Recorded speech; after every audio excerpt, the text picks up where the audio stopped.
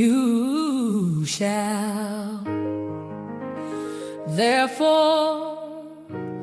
love the Lord your God and keep his charge, his statutes, his rules, and his commandments always, and consider today, since I am not speaking to your children who have not known or seen it. Consider the discipline of the Lord your God, his greatness, his mighty hand, and his outstretched arm, his signs and his deeds that he did in Egypt, to Pharaoh, the king of Egypt, and to all his land, and what he did to the army of Egypt, to their horses and to their chariots. How he made the water of the Red Sea flow over them as they pursued after you, and how the Lord has destroyed them to this day, and what he did to you in the wilderness until you came to this place, and what he did to Dathan and Abiram, the sons of Eliab, son of Reuben, how the earth opened its mouth and swallowed them up with their households, their tents, and every living thing that followed them in the midst of all Israel. For your eyes have seen all the great work of the Lord that he did. You shall therefore keep the whole commandment that I command you today, that you may be strong and go in and take possession of the land that you are going over to possess,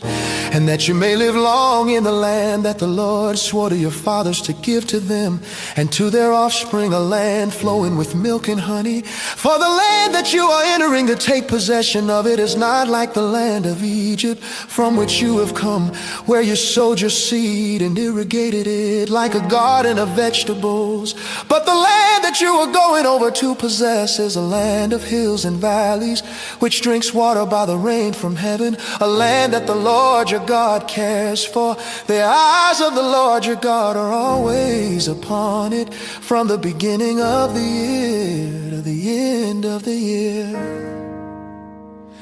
And if you will indeed obey my commandments that I command you today, to love the Lord your God and to serve him with all your heart and with all your soul, he will give the rain for your land in its season, the early rain and the later rain, that you may gather in your grain and your wine and your oil. And he will give grass in your fields for your livestock, and you shall eat and be full. Take care lest your heart be deceived, and you turn aside and serve other gods and worship them. Then the anger of the Lord will be kindled against you, and he will shut up the heavens so that there will be no rain, and the land will yield no fruit, and you will perish quickly off the good land that the Lord is giving you.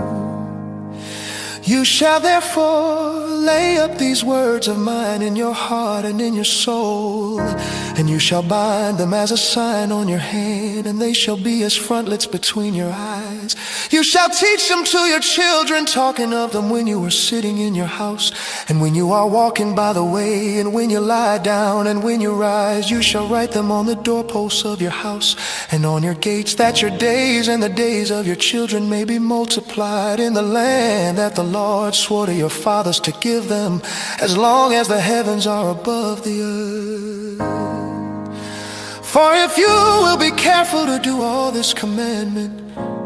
that I command you to do, loving the Lord your God, walking in all his ways and holding fast to him, then the Lord will drive out all these nations before you, and you will dispossess nations greater and mightier than you. Every place on which the sole of your foot treads shall be yours. Your territory shall be from the wilderness to the Lebanon, and from the river Euphrates to the western sea. No one shall be able to stand against you. The Lord your God will lay the fear of you and the dread of you on all the land that you shall tread, as he promised you. See, I am setting before you today a blessing and a curse.